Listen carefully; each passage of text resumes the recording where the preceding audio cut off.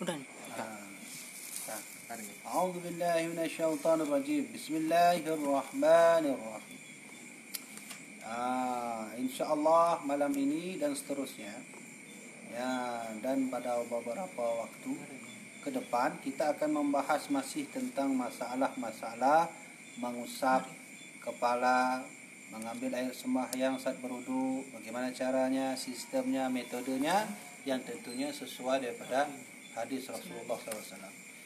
Coba lihat baik-baik ya, didengarkan baik-baik. Hari ini kita belajar bagaimana cara berwudu Nabi. Ya, bagaimana cara Rasulullah mengambil air sembahyang. Hari ini banyak orang mengambil air sembahyang ilmu tak ada. Dia membasuh kepalanya saja tanpa memakai ilmu yang betul yang datang dari Rasulullah dan datang dari sahabatnya sehingga turun kepada seluruh para ulama. Sudah, maka oleh karena itu perlu diperhatikan bahwa sesungguhnya mengambil air wudu juga termasuk kesempurnaan dalam ibadah, ya, dalam solat. Ya, maka kalau wudu kita tidak benar, solat tidak benar. Bedanya waktu kita cok itu mayang tapi ada begahaba. Padahal begahaba dalam cok itu mayangnya makruh hukum ni. Mau waktu kita lakukan dari awal kita cok itu mayang, kemudian coba lagi kita begahaba juga, maka makruh itu bisa menjadi makruh tahrim atau makruh yang mengandung dosa. Makruh itu tak berdosa jika kita melakukan 1, 2, 3, 4 kali. Tapi kalau dilakukan terus maka bisa menjadi makruh tahrim. Nah, oleh karena itu maka Syekh Imam Ibn Ruslan mengatakan di dalam kitab I'anatul Talibin, beliau menjelaskan bahawa a'malu bi'amalin bighairi amalin. Kalau mengerjakan sesuatu tanpa ilmu, fa'amaluhu lam tuqbal, maka amalnya itu tidak akan diterima, mardudatun, dan akan ditolak. Maka oleh karena itu beramallah dengan ilmu. Tengku, bagaimana cara beramal dengan ilmu? Menuntut ilmu lah. Tengku, saya mengaji tapi saya masih belajar, bagaimana caranya? Itu tak masalah. Orang yang sedang belajar itu dimaafkan oleh Allah Subhanahu wa taala. Tenang saja.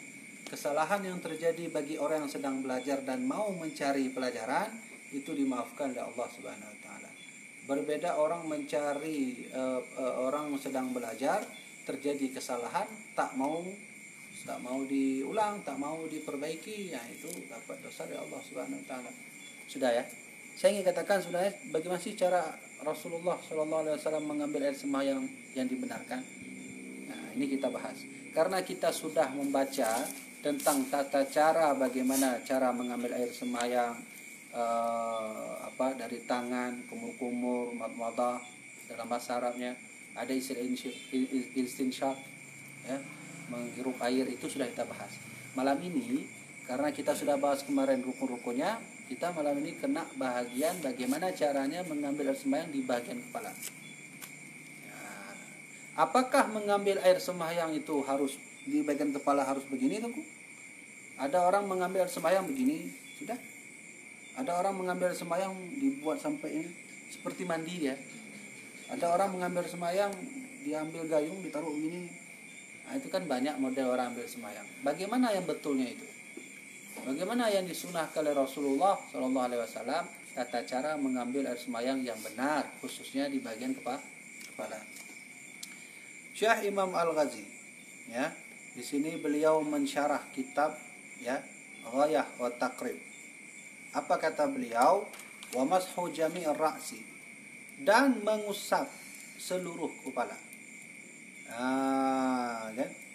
Kata Allah Subhanahu wa taala, "Idza kuntum ila shalah faghsilu wujuhakum wa aydiyakum ila al-marafiq." Jika engkau ingin mengerjakan salat, ya, maka engkau harus mengambil, ya, air sembahyang. Ya. Maka kata Allah Subhanahu wa taala, "Faghsilu wujuhakum." Kata Allah kalau mau ibadah, maka faghsilu wujuhakum. Ambilkan air, taruh di muka. Wa aydiyakum ila al-marafiq, dan cucilah tangan. Famsahu bi ru'usikum. Setelah itu mengusap kepala. Coba lihat lafaz Al-Qur'an. Berbeda. Ada hal yang aneh di sini. Pertama, Allah menggunakan faghsilu wujuhakum wa aydiyakum. ilal marafiq. Seterusnya Allah mengatakan famsahu. Faghsilu ketika kita membuka kamus itu artinya membasuh. Faghsilu. Kalau dalam kamus yang lain juga terkadang tertulis mencuci. Wate darah hija yang faghsilu nanti mencuci, membasuh. Kemudian ayat yang selanjutnya ya mengatakan famsahu biruusikum. Coba lihat. Faghsilu wujuhakum kata Allah. Basuhlah mukamu. Lalu Allah tak menggunakan kata faghsilu saat membasuh kepala, tapi Allah menggunakan kalimat lain famsahu. Famsahu itu apa artinya? Mengusap. Famsahu itu mengusap. Faghsilu membasuh. Apa bedanya faghsilu dan famsahu? Kalau faghsilu itu artinya membasuh, artinya ada air yang kita letakkan di tangan lalu kita basuh. Yang baru makna di faghsilu. Kalau famsahu tak ada air pun bisa. Contoh, kita ambil buka keran air berwudu. Kita beginikan saja. Nah, ada. Usap. Itu namanya famsahu. Paham kan? Ya, kata Allah idza kuntum ila shalah, jika engkau ingin mengerjakan salat, faghsilu wujuhakum wa aydiyakum ilal marafiq. Allah menggunakan kata membasuh pada dua anggota. Faghsilu wujuhakum, engkau harus membasuh muka. Wa aydiyakum ilal marafiq, dan membasuh tangan sampai ke siku. Setelah itu Allah enggak menggunakan lagi faghsilu, famsahu biruusikum. Usaplah. Coba lihat usap. Di bagian mana? Di ru'usikum, kepada kepalamu. Nah, saya ulangi lagi. Kalau faghsilu ada airnya. Dua anggota Allah, tiga anggota. Wajah, kemudian tangan dan kaki. Yang menggunakan kata faghsilu wajah, tangan dan kaki. Kalau membasuh dan mengusap itu beda. Kalau membasuh ada airnya lalu letakkan di anggota wudu. Itu namanya faghsilu. Berarti di mana saja yang memakai kata faghsilu situ, yaitu pada muka, pada tangan dan pada kaki. Itu faghsilu. Sudah. Pada anggota mana yang famsahu, yaitu mengusap, bukan membasuh? Pada anggota kepala. Berarti kepala boleh kita ambil air sembahyang, sentuh air sedikit saja. Begini udah. Itu boleh. Tapi kalau ambil air sembahyang tidak ada airnya lalu kita ambilkan begini untuk di muka, itu belum bisa, karena dia tidak meratai ke seluruh muka. Muka itu daerah mana dia? Dari atas tempat tumbuh. Ini namanya mada bi'un sya'ar, yaitu tempat tumbuhnya rambut. Di mana batas muka? Tempat tumbuhnya rambut sampai ke bawah. Nah, ini dia, sampai tumbuhnya jenggot. Kalau di samping itu batasnya pada telinga ini. Nah, ini dia nih. Paham kan? Sebagian ulama mengatakan bahwa yang kecil ini termasuk anggota wajah juga. Nah, itu berbeda pendapat, khilaf. Maka fikih harus kita taklid kepada para ulama. Kalau misalnya tauhid itu tak boleh taklid. Taklid itu apa sih, Tengku? Ikut-ikutan, tak ada ilmu. Ittiba' itu artinya ya, kita itu mengikut ada ilmu. Itu namanya ittiba'. Kamu kenapa sholat tarawih 20? Saya mengikut ulama saya.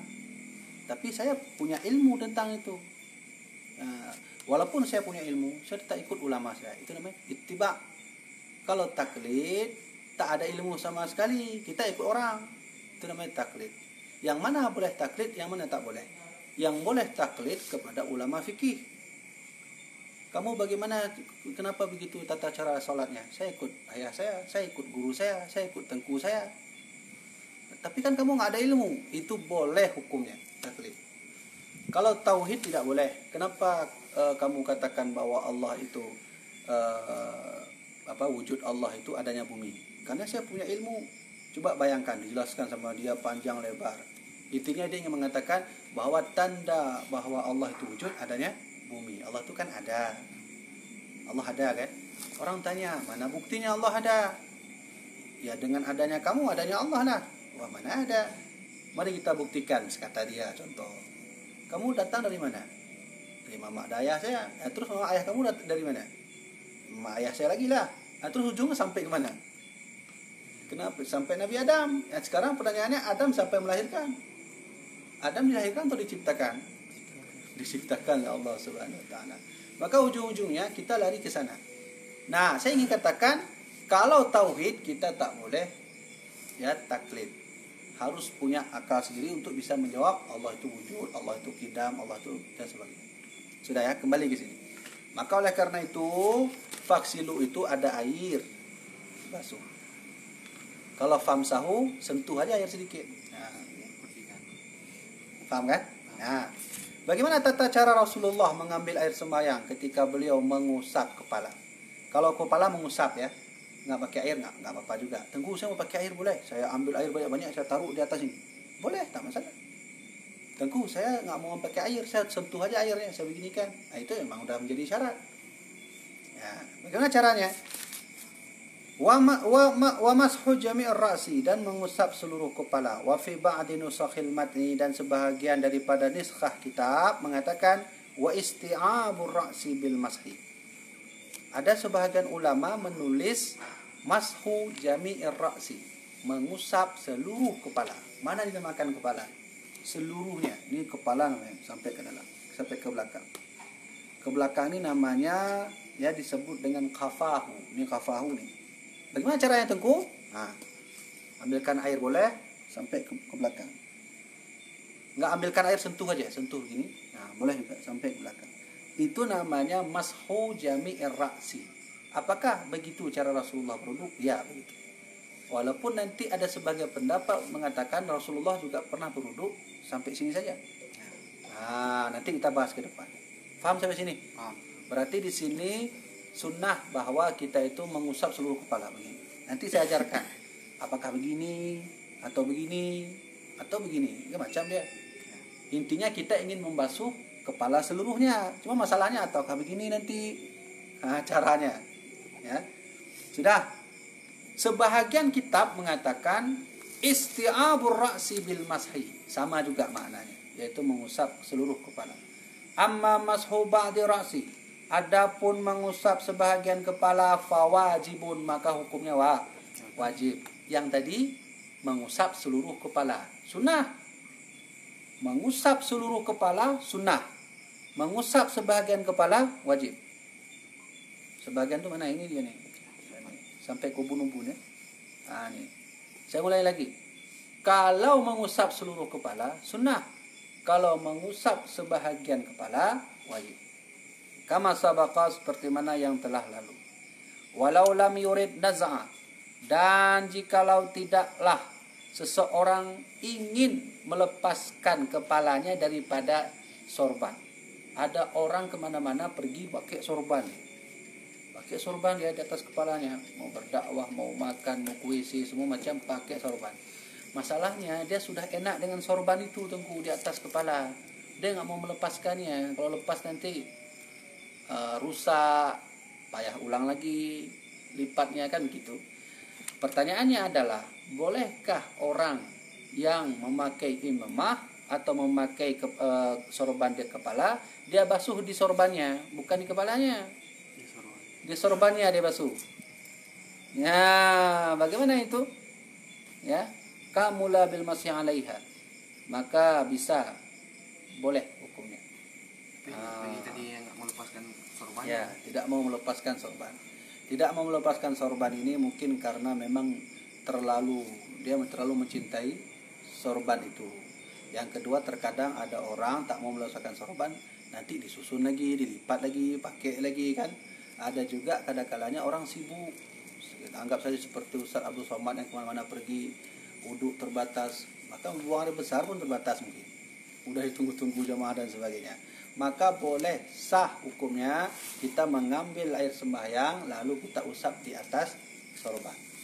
Tapi bagaimana yang sesungguhnya Tengku? Yang sebenarnya adalah mengusap kepala tanpa ada apapun di atas kepala. Nah, lil ittiba'i, bahwa sesungguhnya mengusap seluruh kepala itu lil ittiba'i, yaitu mengikut hadis Nabi. Wa khurujan min khilafi min man aujabahu, dan keluar daripada khilaf ya ulama-ulama yang mewajibkannya. Begini. Ada ulama mengatakan bahwa mengusap kepala udah begitu aja cukup. Ada ulama mengatakan mengusap kepala harus sampai ke ubun-ubun. Nggak boleh begini, harus sampai ke ubun-ubun. Ada ulama mengatakan bahwa mengusap kepala harus sampai ke belakang. Masalahnya, mana yang lebih bagus? Nah, gitu kan? Yang lebih bagus yang mana? Ya lebih bagus untuk menghilangkan seluruh pendapat-pendapat ulama tadi, semuanya terus. Ya, paham kan? Jadi ada ulama yang mengatakan bahwa mengusap kepala di bahagian kepala itu hadis Nabi. Ada hadisnya. Ada yang mengatakan bahwa mengusap sampai seluruh kepala itu juga hadis Nabi. Orang bertanya, mana yang lebih bagus? Lebih bagus semua terus. Untuk menghilangkan pendapat khilaf ulama. Nah, begitu caranya. Cuman bagaimana caranya untuk mengusap seluruh kepala itu? Ya. Wal afdalu, dan bermula yang paling utama fi mashihi, pada mengusapkan kepala, ayyadha'u yadayhi ala muqaddamin, yaitu meletakkan kedua tangannya atas muqaddamin ra'sihi, yaitu depan kepala. Meletakkan dua tangannya. Ini kan dua tangan. Kemana letakkan? Ini tata caranya nih, coba lihat. Bagaimana letakkannya? Ala muqaddamin ra'si, yaitu letak depan kepala. Ini kan depan kepala. Ya. Wa yasiqu ihdas sababatayhi bil ukhra, dan meletakkan dan memegangkan, menempelkan salah satu dari jari-jari yang lain. Wa ibhamihi ala sadghaihi, dan meletakkan jempol ya atas pelipis. Pelipis mana? Ini pelipis kan? Nah, bahasa lain apa tuh? Alis, Pak. Ya, coba lihat, begini caranya. Ini yang mengajarkan ini siapa? Syekh Imam Al-Ghazi. Beliau seorang ahli fikih. Beliau itu umur 14 tahun sudah kuliah di Al-Azhar. Al-Azhar itu universitas terkenal di dunia itu. Umur 14 tahun udah kuliah di sana. Bayangkan aja, kita kemana umur 14 tahun? Masih SMA ya kan. Beliau sudah kuliah, begitu alimnya. Bagaimana cara beliau melihat kondisi seperti ini? Tentunya beliau juga belajar meneliti tentang hadis Nabi. Nah, coba lihat ya. Berarti cara mengusap seluruh kepala. Kalau setengah nggak payah. Tengku, saya ingin mengusap sebagian kepala saja. Ya udah begini udah cukup. Masalahnya kita ingin mengusap seluruh kepala. Ilmunya bagaimana caranya? Nah, ini diajarkan oleh Syekh Al-Ghazi. Bagaimana caranya? Letakkan dua jempol ini di pelipis. Nah, pelipis ini kan. Ya, tadi kan pembahasannya adalah yadau yadaihi ala muqaddami ra'si, yaitu meletakkan jari-jari di depan, di pelipis. Nah, jadi jempol di sini. Nah, terus bagaimana lagi setelah itu? Tengku tsumma yadhhabu bihima, kemudian diarahkan keduanya itu ila faqahi, sampai ke belakang. Qafah itu punggung belakang kepala. Berarti begini caranya. Tsumma yarudduhuma, kemudian balikkan lagi. Nah. Paham? Tsumma yarudduhuma ila al-makan alladhi dhahaba minhu. Kemudian kembalikan lagi arahnya tempat di mana dia mulai. Berarti taruhkan di sini. Nah, begini caranya. Ya. Tengku payah tengku. Ya udah begini berarti di ujung sini. Nah. Sampai sini, ulang lagi ke belakang. Ambilkan air sembahyang dulu, taruh. Nah, belakang. Tengku ini enggak sulit kali. Kalau sulit berarti udah seperti biasa terus begini aja. Sampai ke belakang. Begitulah Rasulullah cara beliau tiga kali. Nah, tiga kali. Tiga kali itu sunnah. Kalau sekali itu wajib. Paham? Kan ada ilmu kan enak. Maka disinilah peran kita menuntut ilmu. Man salaka tariqan yaltamisu fihi ilman. Siapa yang mau belajar ilmu, mau mencari jalan untuk menuntut ilmu, ya, maka kata Allah, kata Rasulullah, ya, falahul jannah, maka dia akan diberikan tariqan ila jannah, dia diberikan jalan menuju surga. Paham kan? Nah, sudah. Itu udah habis sampai itu. Begitulah tata cara kita mengambil air sembahyang, mengusap ke bagian kepala. Ingat ya, bahwa mengusap seluruh kepala itu tidak wajib, itu sunnah. Yang wajib sebahagian saja. Nah, udah habis. Nah, sebagian udah habis. Nah, itu kan. Ada orang tanya, Tengku, masalah imamah, masalah sorban. Tadi kan ada sorban. Imamah itu artinya sorban. Kita punya satu kain biasa, anggap saja kain lap meja. Saat taruh di sini itu udah menjadi imamah namanya, sorban.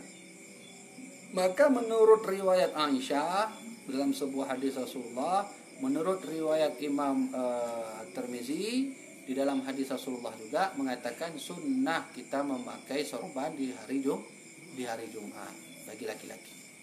Sunnah. Oh, ada orang mengatakan bahwa sorban itu bid'ah, sorban itu tak ada masa Nabi, sorban itu serbet.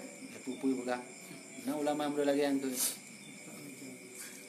Jadi orang sekarang banyak membid'ahkan orang, tapi dia sendiri melakukan bid'ah. Bid'ah itu apa sih? Bid'ah itu melakukan sesuatu yang tak ada masa Nabi. Coba dengarkan baik-baik. Ini udah dihancurkan kita. Di Aceh ini sudah dihancurkan oleh akidah seperti itu. Sejak dulu di masa Iskandar Muda sampai sebelum terjadinya tsunami, kita tuh aman-aman aja. Paling idanya karungan Belanda, karungan Jepang, karungan Gam, kan lagi ya? Akidah kan aman-aman tuh kan? Lalu sunnah jamaah semua. Oh, setelah tsunami masuklah semua. Disitulah mulai masuk Wahabi, diserang kita, dibilang ini bid'ah, maulid bid'ah, semua bid'ah. Maka saya terkadang berdebat dengan mereka itu, kita berdebat dengan cara halus, nggak usah pakai dalil. Saya tanya, kamu membid'ahkan maulid? Ya, kalau begitu berbuat adillah bahwa sesungguhnya Al-Quran sekarang ini bukan Al-Quran lagi di masa Nabi. Apakah itu bid'ah? Kamu jawab ya. Keras kepala dia. Kita jauh pakai dalil. Coba ya. Kok Tengku bilang begitu? Al-Quran namanya bid'ah. Ya, saya bilang bid'ah, saya bilang. Coba sekarang mana Al-Quran di masa Nabi? Kalau kalian ingin mengikut Al-Quran dan Sunnah, nggak mau ikut ulama, maka mulai sekarang baca Al-Quran di masa Nabi. Beli Al-Quran di masa Nabi. Telepon ke Madinah, ke Mekah, Pak, saya mau beli Al-Quran di masa Nabi. Ada? Kirim ke sini, baca. Bagaimana Al-Quran di masa Nabi? Al-Quran di masa Rasulullah itu tak bertitik, tak berharakat, tak ada tasdid, tak ada qawaid Al-Quran, tidak bersampul, tidak ada talinya, tulisannya pun sulit kita baca. Ya kan? Kemudian apa lagi? Tidak dibukukan. Masa Rasulullah Al-Qurannya terbuat dari batu, terbuat dari pelepah kurma. Kata orang Arab, waduh, Al-Quran di masa Nabi terpisah-pisah nih, terbuat dari pelepah kurma. Kirim aja sini. Besok sediakan lemari, surah Al-Fatihah pelepah kurma ini, surah Al-Baqarah di batu, surah Ali Imran di kulit unta. Nah, itu ya baca itu. Itu Al-Quran di masa Rasulullah SAW. Jadi kita harus lebih dewasa. Boleh katakan maulid itu bid'ah, tak masalah, kita terima, tapi harus adil. Jangan jangan egois kita remah Islam ini. Bagaimana maksud kamu adil? Jangan baca lagi Al-Quran di masa sekarang. Saya ingin mengklarifikasi bahwa sesungguhnya yang meletakkan titik pertama kali itu adalah Abu Aswad Ad-Du'ali, bukan Rasulullah. Apa waktu itu Rasulullah mimpi, hai Abu Aswad, bid'ah, nggak boleh buat titik. Nggak ada. Kemudian di masa perang Yamamah meninggal 70 orang. Sahabat Nabi yang hafal Quran. Umar bin Khattab datang kepada Abu Bakar, mengatakan, wahai Abu Bakar, Khalifah, saya ingin katakan ini sahabat yang hafal Quran sudah banyak meninggal. Bagaimana caranya Al-Quran ini terjaga? Bolehkah saya memberikan ide? Apa kata Abu Bakar idenya? Mengumpulkan Al-Quran. Datang seluruh sahabat, kita kumpulkan menjadi satu. Hadza bid'ah, kata Abu Bakar. Ini bid'ah, wahai Abu Bakar. Coba berpikir lagi. Beliau istikharah. Ketika beliau mengatakan bahwa ini tak ada di masa Nabi, beliau istikharah. Itu artinya beliau tak egois dalam Islam, sehingga Allah memberikan petunjuk waktu itu. Akhirnya kata Abu Bakar, baik, kalau begitu kita kumpulkan Al-Quran. Seandainya tak ada ide Umar bin Khattab, hari ini kita baca per lembar-lembar dari kulit kurma lah. Ya kan? Kan sulit kan? Tayassaru wa la tu'assiru, kata Rasulullah. Mudahkanlah Islam ini, jangan dipersulit. Itu pesan Rasulullah. Tayassaru wa la tu'assiru. Riwayat hadisnya sahih. Itu sanadnya kepada Aisyah. Tayassaru wa la tu'assiru. Berbuat baik, berbuat yang enjoy aja dalam Islam ini. Mudah-mudah aja. Wa la tu'assiru, jangan berbuat sulit. Satu, titik. Bukan perintah Nabi. Mengumpulkan Al-Quran juga bukan perintah Nabi. Kemudian seterusnya Islam mulai berkembang ke Persia, ke Yaman, ke Mesir, bahkan sampai ke Cina. Maka orang Cina, wah ini apa nih tulisan nih, kami nggak pernah lihat tulisan seperti ini saat mereka masuk Islam. Laporlah waktu itu. Maka laporlah ke khalifah saat itu, mengatakan bahwa sekarang Islam alhamdulillah sudah berkembang kemana-mana. Cuman satu masalah, wahai khalifah, yaitu masa setelah Umar bin Abdul Aziz. Maka ketika itu ditanya, lalu dijawab, kalau begitu kita buat Al-Quran ada harakatnya biar enak baca. Dibuat oleh Musa bin Nusair, murid daripada Abu Aswad Ad-Du'ali. Dibuat harakat. Disitulah kita kenal harakat model zaman dulu itu bertitik. Jangan salah faham. Menyolong tanyong fathah, jadi di atas pun baru fathah, harakat fathah. Di atas model ini lagi kan? Ya. Kalau model Abu Aswad dulu, kan modelannya fathah hanya model titik. Mana ku pak depa? Ilonnya sarjana tafsir Quran.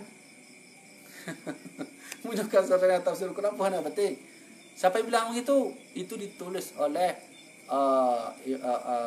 Abu Amran Ad-Dani dalam kitabnya Al-Mughni. Ditulis oleh beliau. Itu kalau kalian masuk ke Usuluddin, masuk ke bidang tafsir, ada namanya jurusan, ada namanya pelajaran namanya ilmu dhabtil Quran, ilmu tata cara meletakkan titik dalam Al-Quran. Itu kami pelajari itu. Ya, bagaimana cara titik, memberikan titik 3 di atas shin, apa betul-betul di atas gigi shin, apa kesini sedikit. Nah, itu sampai di situ dibahas. Ilmu dhabtil Quran, padahal ilmunya cuma letakkan titik, tapi diajarkan kitabnya segini. Itu tata cara meletakkan titik yang benar di masa Umar bin Khattab. Maka seterusnya sejarah terus berkembang, Islam terus berkembang. Maka muncullah Khalil bin Ahmad Al-Farahidi yang hidup pada masa dinasti Abbasiyah. Dialah yang pertama kali mengenalkan tanda harakat fathah di atas model bergaris, kasrah di bawah model bergaris, dhammah ada kepalanya. Itu dia itu. Nah, pertanyaannya, apakah setelah itu mereka pernah bermimpi, hai kamu Khalil, ini bid'ah, nggak boleh. Hai kamu Abu Aswad, ini bid'ah, tak boleh. Hai kamu Umar, ini bid'ah, tak boleh. Hai kamu Musa bin Nusair, ini bid'ah, tak boleh. Tak ada. Apa mereka berbohong? Tidak mungkin. Kalau mereka mimpi Rasulullah mengatakan bid'ah, pastilah mereka akan menulis di kitab-kitab mereka. Saya bermimpi Rasulullah bahwa yang saya buat ini salah. Kan begitu? Nah, ini saya ingin katakan pada kalian, hari ini sudah banyak muncul kaum-kaum yang seperti itu. Bilang orang bid'ah tapi sedihnya mengerjakan bid'ah. Faham ya? Tangkuk marah-marah ya. Emang begitu model saya. Ya kan? Sudah ya? Dah. Coba lihat baik. Kembali ke sini. Imamah. Imamah itu sorban. Ya, Sayyidina Ali bin Abi Thalib mengatakan al-imamatu tijanul arabi. Imamah itu mahkota orang Arab. Ya? Siapa yang bilang itu? Bukan saya. Imam Ali bin Abi Thalib. Rasulullah waktu perang Badar beliau pakai sorban. Rasulullah waktu perang Hunain beliau juga pakai sorban. Kata siapa? Bukan kata saya. Itu ditulis oleh Profesor Dr. Abu Yaminuddin Wali. Apa beliau mengarang sendiri? Tidak. Beliau juga mengambil pendapat ulama-ulama lain dalam bukunya. Jadi sunnah kita pakai Salatul bil imamah afdalu min salati ghairil imamah. Solat pakai sorban lebih bagus, lebih sempurna daripada solat tak pakai sorban. Siapa yang bilang begitu? Rasulullah. Siapa menyetujui tentang itu? Syekh Ibnu Hajar Al-Haytami dalam kitab I'anatul Talibin. Saya ingin katakan, Syekh Ibnu Hajar Al-Haytami salah seorang ahli fikih dunia yang mengarang kitab Tuhfatul Muhtad yang sebesar ini. Beliau mengatakan sunnah pakai sorban. Ni ambil salah tangka, pegah dengan Habibie. Kan lo yang pegahnya. Ya ulama pegah. Kita hanya mengikut. Dan tuan kan mengutip. Punya dalam kitab lo pegah punya anak tiba malu mengarang-arang. Kan mungkin. Ya, sudah ya. Jadi imamah itu sunnah. Dan kulah anak malim aku biar tahu malim pakai sorbannya. Nampak ya haji. Udah anak malim sunnah. Yang tengok watak katro orang Jumaat. Kena berangkat sama Jumaat pakai. Mana ku pokok nak pakai? Ah ni dah beda tadi. Bila nak pakai kan? Kadang-kadang lu pakai, kadang-kadang lu pakai. Kadang wate lu pakai lagi yang punya sorban hang lu puduk kenau, lantung lu puduk kenau. Nyam biasa punya kalau puduk kenau, nyan lu nak ceramah pada ini. Sebenarnya makna tadi, punya ana berarti nak ceramah. Itu sunnah hukumnya, boleh lakukan, boleh tidak. Sudah, sedikit lagi.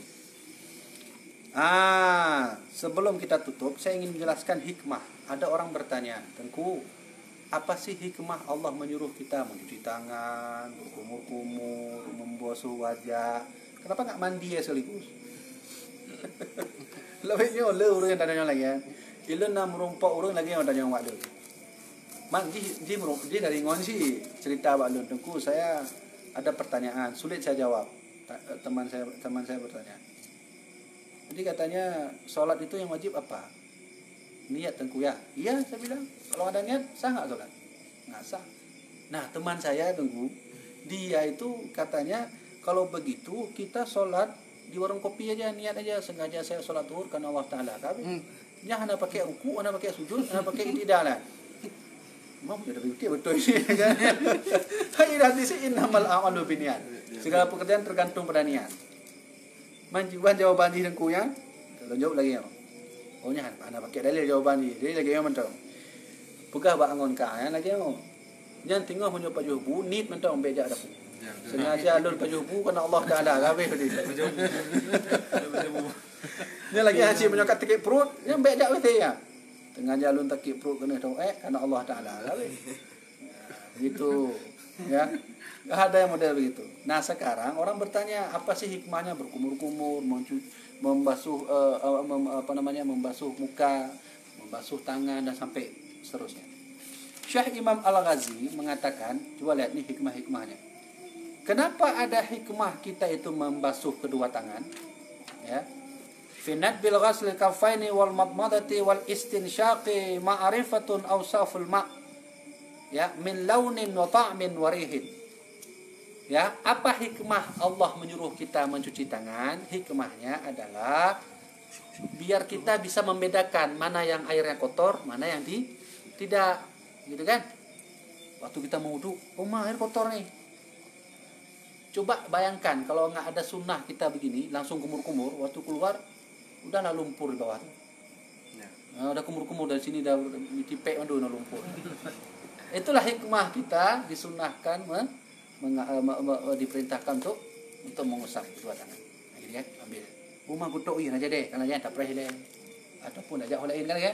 Nah, itu hikmah kita disuruh oleh Rasulullah untuk mengusap tangan. Nah, kemudian qala ba'dhum, dan telah berkata sebahagian para ulama, ghaslul kaffaini lil akli min mawaidil jannah. Sebahagian para ulama mengatakan hikmah kita diperintahkan oleh Rasulullah mencuci tangan, nanti tangan ini akan menjadi saksi. Ya, dia akan menjadi saksi. Apa itu? Tangan ini kalau sering dipakai untuk berwudu, nanti akan menjadi hikmah terbesar. Apa itu? Min mawaidil jannah. Ini akan terkena makanan-makanan surga. Inna ummati yaumal qiyamah, sesungguhnya umatku nanti di hari kiamat, warran muhajjilina min athari wudu, nanti mereka itu putih wajahnya karena tak pernah lepas dari air sembahyang. Kau bayangkan kata Rasulullah. Berarti kata Nabi nanti umat Rasulullah itu akan putih, warran muhajjilin, Ghurran itu artinya putih dari ujung muka sini sampai ke sini. Maka sunnah kalian kalau mau wudu sampai ke sini terus. Ini namanya ghurran namanya. Siapa yang bilang begitu? Itu dalam kitab Al-Mahalli jilid 1. Bukan saya yang bilang. Nih, nyoto semayang lagi acara. Lengkap you. Muka truk habis kena. Ini namanya ghurran. Kata Nabi, ya, ghurran muhajjilina min athar wudu. Kan umatku nanti dari kiamat akan putih ini, ghurran ini putih di samping. Muhajjilin itu artinya di atas mata kaki sampai ke betis. Ada ulama mengatakan muhajjilin itu betis. Berarti kalau ambil semayang sampai ke betis. Sunnah. Yang wajib di mata kaki. Ini lebihkan ke atas. Ingat ya, ini diajarkan dalam kitab Al-Mahalli. Nah, maka oleh karena itu hikmah kita mengusap tangan min mawa'idil jannah. Kalau sering-sering ngambil semayang, nanti ini akan disentuhkan oleh Allah dalam makanan-makanan surga.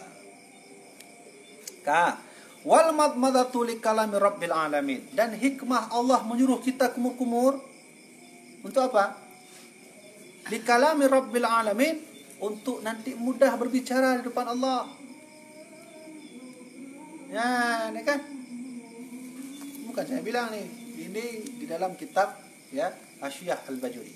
Jadi sering-sering kumur-kumur.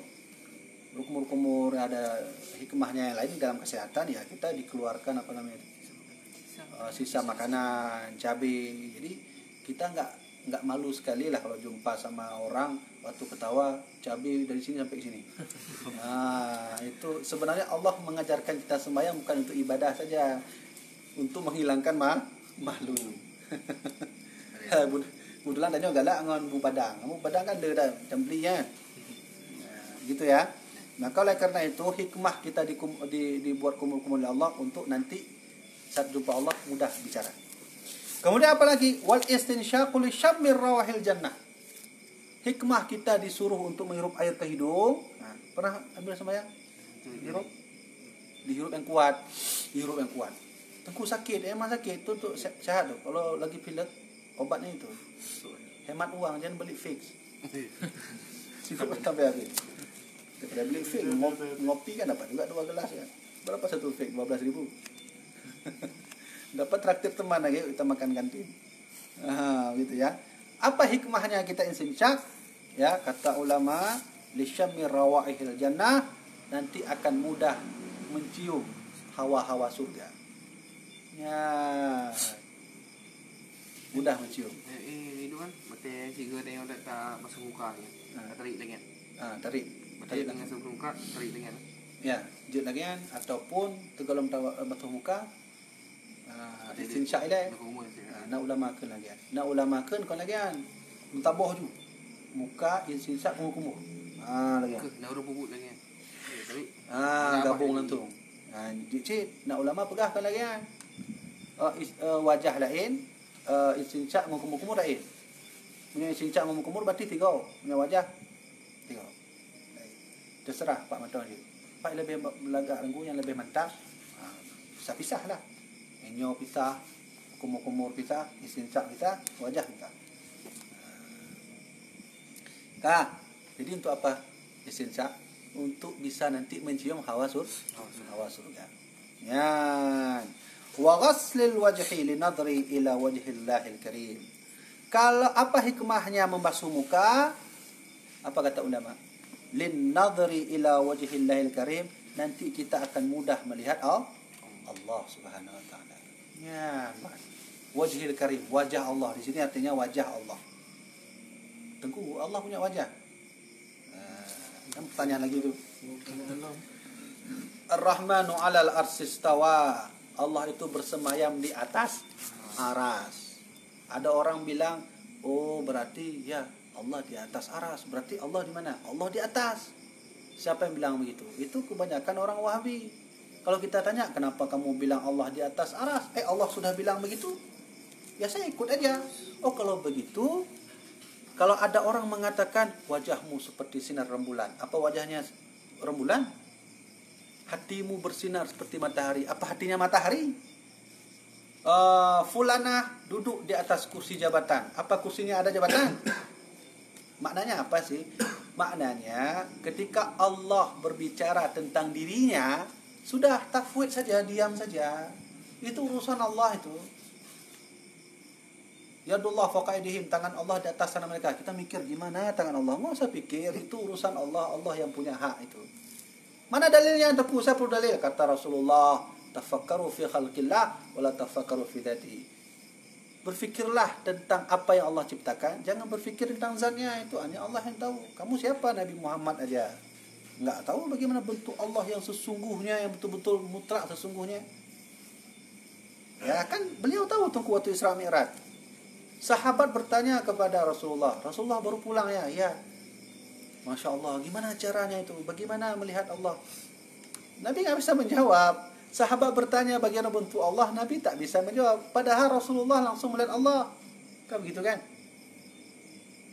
Apa dalam bentuk asli? Kita nggak tahu. Nah, begini juga, wajhillah, Allah punya wajah. Apa itu Allah punya wajah? Belum tentu. Belum tentu apa? Berarti Allah nggak punya wajah. Bagaimana kita mau bilang Allah punya wajah? Laisa kamitslihi syai'. Allah berbeda dari makhluknya. Kan tentu Allah bilang sendiri. Iya, walaupun Allah bilang sendiri, kita diam saja. Itu urusan Allah sendiri, bukan urusan kita. Apa manfaatnya kita berpikir Allah punya wajah kah? Punya tangan kah? Itu urusan Allah sendiri. Berarti Al-Quran sulit dong. Al-Quran menyulitkan orang dong. Kenapa Allah bisa begitu? Jawabannya apa? Terserah Allah lah, kamu mau apa?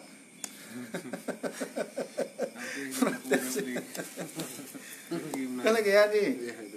Hai lo kena pegah lagi yo. Le orang yang laweknya kan bahawa Allah tu di atas aras. Katanya Allah betul-betul di atas aras nih. Betul-betul aras. Kita tanya aras itu apa artinya? Singgasana. Berarti Allah betul-betul di atas singgasananya. Kalau kita bertanya, terus sebelum ada singgasana, Allah duduk di atas mana? Di atas pohon. Sebelum ada singgasana itu makhluk atau bukan? Makhluk. Nah, pertanyaannya sebelum ada singgasana, Allah duduk di mana? Kan timbul lagi pertanyaannya. Maka Rasulullah dan Ummu Salamah dan Imam Al-Bukhari dan Imam Tirmizi ketika mendengarkan ayat-ayat yang sulit seperti itu, tafwid mereka. Apa maknanya? Udahlah, saya diam aja lah. Itu bukan urusan kita.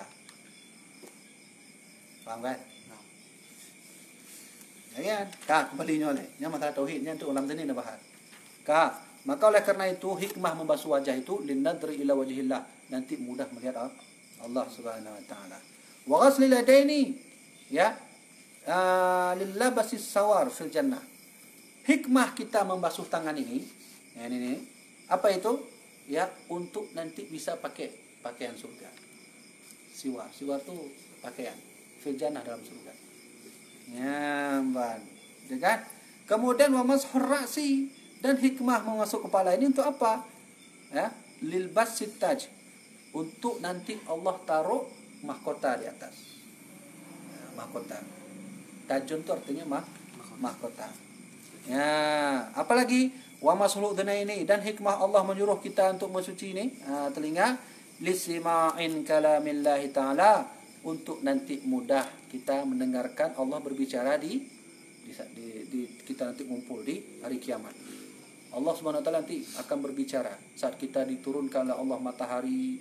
Di situ Allah berbicara, "Hai kamu orang salat, dulu kamu tak pernah salat." Nah, itu kita akan dimudahkan oleh Allah untuk diperdengarkan suaranya. Nanti jangan tanya lagi tuh. Suaranya gimana Tengku? Itu nanti kita jumpa. Orang kadang-kadang tanya suara Allah. Ya, firman Allah. Apalah Allah itu punya sifat namanya kalam. Kalam itu artinya berkata-kata. Orang tanya, berkata-kata itu bagaimana? Bagaimana Allah dulu berbicara dengan Nabi Musa? Kalamallahu taklima, kalamallahu Musa takliman dalam Al-Quran. Ketika itu Allah dan Nabi Musa berbicara dengan takliman. Takliman itu artinya yang sebetul-betulnya bicara. Orang bertanya, berarti Allah perlu huruf dan perlu suara untuk berbicara dengan Nabi Musa. Kalau kita bilang iya, berarti Allah perlu dengan makhluk. Suara dan huruf itu makhluk. Nah terus gimana juga? Jangan kau pikirkan itu payah itu. Itu urusan Allah dan Nabi Musa. Bisa jadi Allah dan Nabi Musa berbicara dalam hati, kita kan nggak tahu. Daripada memikirkan hal-hal yang aneh, sekarang ngaji aja lah. Gimana cara ambil sembahyang yang betul? Itu aja belum betul, udah sampai ke sana kali. Itu aja. Mudah aja ya. Sudah ya. Terakhir, wa ghusl rajulaini lil masyi fil jannah. Dan apa hikmahnya Allah menyuruh kita mencuci kaki? Nanti kita akan mudah jalan-jalan di surga. Lil masyi fil jannah, akan mudah jalan-jalan di surga. Hikmah ini semuanya tentunya Allah akan kasih bagi siapa? Bagi orang yang mau berwudu. Maka disunahkan kita sebelum tidur berwudu, bangun tidur berwudu. Sunat. Ya kan? Tengku saya kentut tengku. Habis makan tape misalnya, wudu lagi. Kalau almarhum Abu Muhyiddin, beliau kalau mau meneken itu wudu. Kami diajarkan oleh beliau. Kata beliau, saya kalau mau meneken, karena beliau dulu pernah menjadi anggota DPR, MPR. Kemudian apalagi saat itu orang banyak teken sana teken sini. Nah, beliau sebelum teken itu berwudu dulu. Baca bismillah, teken. Nah, gitu kan? Faham kan? Cuma lagi orang sih kita ada cocok semayang, ini hanya semayang, ini tambah aja. Dia telah turah dia bukan kau bibi, saya sunnah harus sering semayang, harus ambil semayang. Terus kamu nggak semayang? Kata Gobi kan suruh ambil semayang aja, nggak ambil semayang. Itu nggak boleh juga ya. Sudah sampai sini ya dapatnya. Nyok semayangnya kan nabak dengan keran. Ya. Itu yang ge. Yang ge yang Pak. Karena hana bawah-bawah i. Boleh dulu Pak kan nanya harus semayang luhur mah. Mandi semayang mah. Nya iya ada nanti ya. Ya ada. Nah orang tanyong pu hukum ni orang ia ada mengulang sembahyang dah. Lu sembahyang Jumaat, sembahyang dah. Nyok senjata Wahabi sih lah. Untuk mengatakan bahawa Ahlussunnah itu pembuat-buat ibadah. Ada yang adahnya, kan? Itu bukan kita yang berbuat demikian. Imam Asy-Syafi'i, Imam An-Nawawi, Imam Al-Ghazali, Imam As-Suyuti, itu semuanya yang buat rumus itu. Terus apa ada di masa Nabi? Ada di masa Rasulullah. Apa Nabi pernah mengulang itu? Nabi tak pernah mengulang salat zuhur. Tapi para ulama meneliti satu hadis. Apakah ulama meneliti satu hadis? Lihat, kamu jangan begini, udah habis, jangan begini. Tidak. Imam Asy-Syafi'i, beliau kalau menilai hadis, dapat 300 hukum dalam kepalanya. Satu hadis 300 hukum dalam masalah. Dalam kepalanya. Kalau kita bagaimana? Innamal a'malu binniyat. Segala pekerjaan tergantung pada niat. Paham? Tak bohong masalah hadis. Ya. Imam Syafi'i kalau yan. Tak bohong hadis lertuh masalah demi. Yang bayangkan? Tengku kiban surah benar. Surah haji adalah Rasulullah pernah beliau solat di Madinah. Kurang orang, dipanggil lagi sahabat, kemari ayo kita solat Jumat. Waktu itu sahabat menghitung 40 orang ternyata Nabi mau sholat Jumat. Kalau nggak 40 Nabi nggak mau sholat Jumat. 40 orang pas waktu itu di Madinah. Dari mana hadis itu? Saya tak hafal hadis itu. Cuman buka kitab Kifayatul Akhyar. Di sana tertera hadisnya. Dalam kitab Kifayatul Akhyar jilid 1. Nah, ketika itu berkumpullah 40 sahabat Nabi. Barulah Rasulullah berkhutbah dan mulai sholat. Ketika hadis ini terus berjalan sampai ke masa Imam Asy-Syafi'i, beliau menilai apa makna hadis ini. Kok Nabi nggak mau sembahyang terus gitu? Kenapa harus 40? Dilihat oleh Imam Syafi'i, dipikir. Kalau begitu maka timbullah hukum. Apa hukumnya? Kalau suatu kampung tak cukup 40 maka tak sah Jumat. Satu. Yang kedua, hukum lain. Kalau misalnya orang kampung Hawa kena sembahyang Jumat, kiban cara kan lagi ya? Gitu kan? Ya. Maka kata Imam Syafi'i, kalau begitu harus i'adah zuhur. Untuk apa ya ada zuhur? Membantu Jumat. Kan Jumatnya enggak sah. Kamu hawa teman Jumat, hawa mah bukan Imam Syafi'i aja, kamu anak truk pulau kau. Anak pun temayang aja. Ikut Imam Syafi'i, mula kali temayang Jumat, bantu dengan zuhur. Untuk pahala apa dua? Namanya pahala insya-Allah. Nya Imam Syafi'i, nya beda lawan Imam Maliki, Imam Hambali. Imam Hambali la ilau tu, Imam Maliki la ilau. Ada ulama dari mazhab mengatakan salat Jumat 3 orang sudah sah. Apa itu dari hadis Nabi? Hadis Nabi juga. Kata orang Wahabi, itu nggak ada hadisnya. Dia siapa? Imam Bukhari atau Imam Muslim? Baru hafal hadis 100 biji aja udah bilang nggak ada. Imam Bukhari ratusan ribu dia hafal. Hadis Rasulullah bukan hanya 100 biji. Masalah kunut bukan hanya satu. Kan? Nabi diangkat menjadi Rasul pada umur 40 tahun. Meninggal 63. Berarti Nabi Rasulullah SAW itu punya masa 23 tahun sebagai Nabi dan Rasul. Pertanyaannya, saat Nabi keluar mulut, itu hadis namanya kan? Nabi berkata hadis, Nabi diam hadis. Nabi diam aja hadis. Nabi berkata hadis, Nabi melakukan sesuatu tanpa berkata hadis, sifat Nabi menjadi hadis.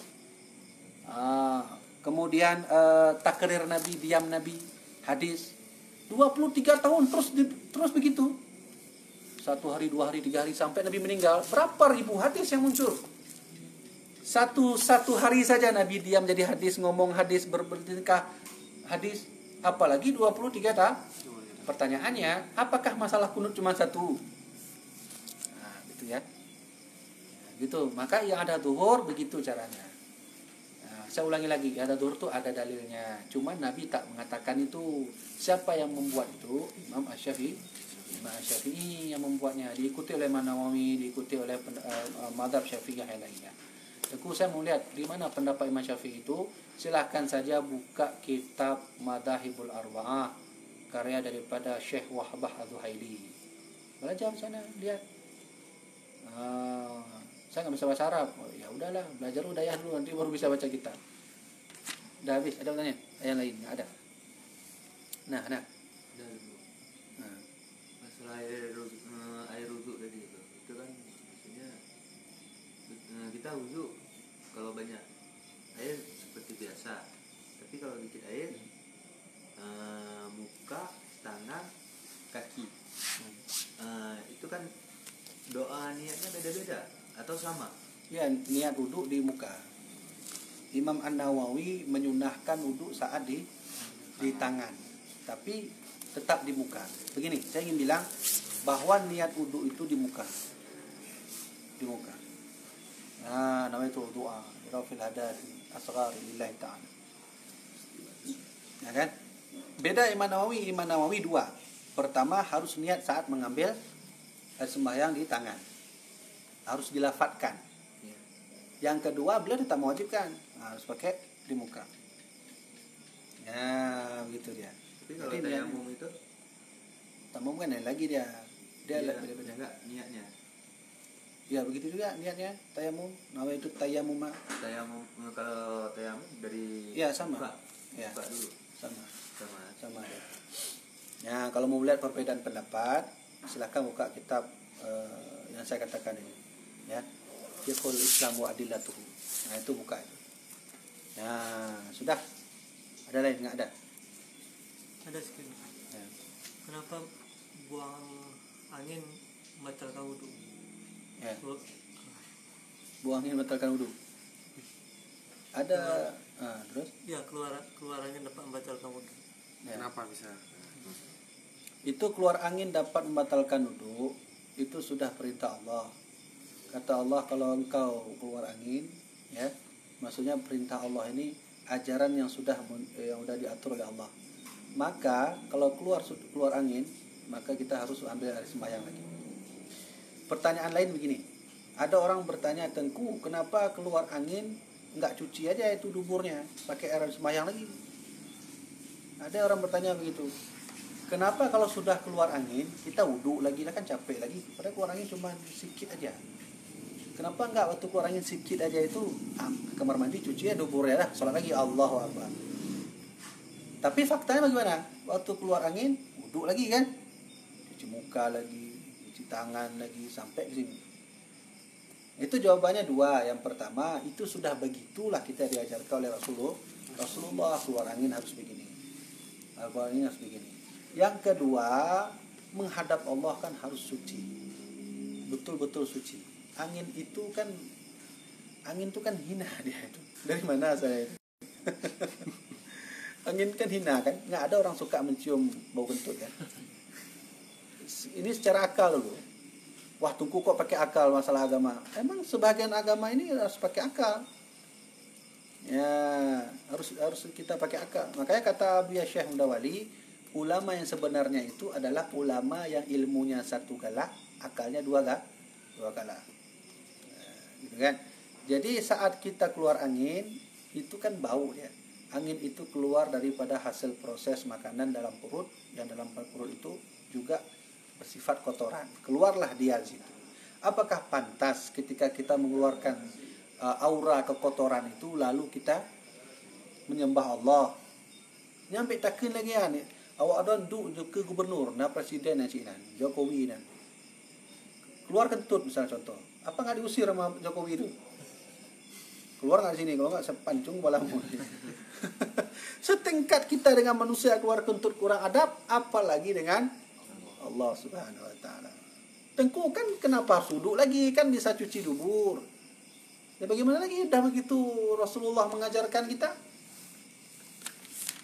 Ya gitu ya. Paham kan? Kecuali darurat, ini baju tape ni. 4 kilo baju tape. Kilo tape cik tengah dia bajunya. Nya mate jak semayang tu gentut. Jak loncok semayang. Lagi yang cik ni mate semayang, tu gentut dah. Jak loncok semayang. Tengku punya lagi yang kiban cara. Harus cuci. Harus kita ambil semayang lagi. Karena kalau tahan tu makruh. Tapi kalau orang berpenyakit umum bala, dalam kitab Al-Bajuri ada istilah penyakit namanya penyakit umum bala. Umum bala itu terus-terusan terjadi, nggak bisa hilang ya. Dihilangin pun nggak bisa, terus-terusan.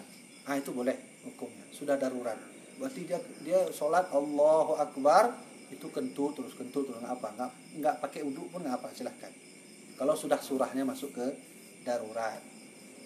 Ini penyakit umum bala. Ini lagi tambah lagi orang mencret, ya kan? Mana bisa kita tahan orang mencret? Kan keluar terus ya. Waktu keluar sedikit, uduk lagi, keluar sedikit, uduk lagi, keluar sedikit, uduk lagi. Sedangkan kata Rasulullah, tayassaru wa la ta'asiru. Mudahkanlah Islami, jangan dipersulit. Maka oleh karena itu boleh orang sholat keluar taiknya. Tapi darurat. Habis ya. Hanya coba dimatikan. Kan aku punya kentutnya kan masuk zat asam pun dalam unsur kimia. Tadi punya luar ni tetap di bahagian zuhurnya tetap di meter kentut ni wagah terperi. Tetap dengan. Nah, usah dia masuk zat di zat yang bentuk sifat benda situ. Dia wajar meter ulang lagi. Secara biologis dia. Kurang lagi ini kan gentutnya kan hawanya kan dia ni. Dia pun aja gas pun gas. Ya, gas. Minta dia apa udip ni? Udip. Ya. Kita sudah mau udip. Ini kan unsur zat ini aja asam sulfat selalu mengandung sulfat hidrogen, oksigen di pembuangan gas dalam tubuh yang terjadi di pencernaan makanan. Dari sebab lambung di pembuangan ini pas sisa gitu. Ya, betul. Jadi berzat. Memang hanya Allah Ya, pakai lagi ya. Sebab tu punya lagi wuduk menekan kuat dalam waktu punya